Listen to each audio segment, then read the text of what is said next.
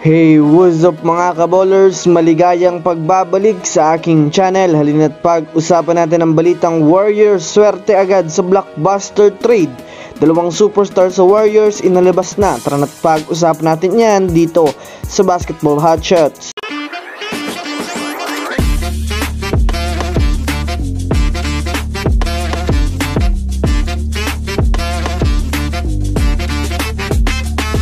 Una nga muna tayong dumako mga kaballers sa naging laro ng ating kababayan na si Jordan Clarkson.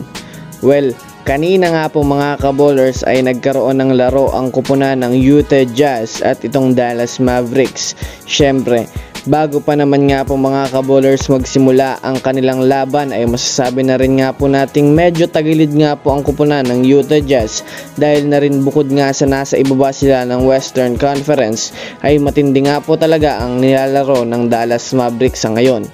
Pero sa nangyaring laro nga mga kaballers ay kabaliktaran.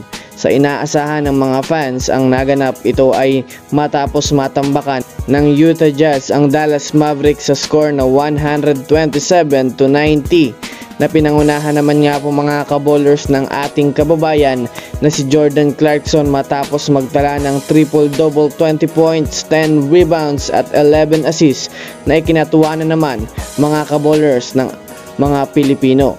Ayon nga sa naging pahayag ni Jordan Clarkson mga kaballers, natutuwa nga daw siya mga kaballers sa kanyang kauna-unang triple-double sa laro.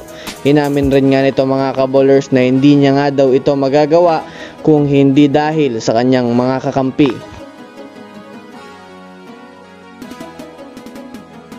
Samantala, dumako naman tayo ngayon mga kaballers sa balita patungkol sa kupunan ng Golden State Warriors.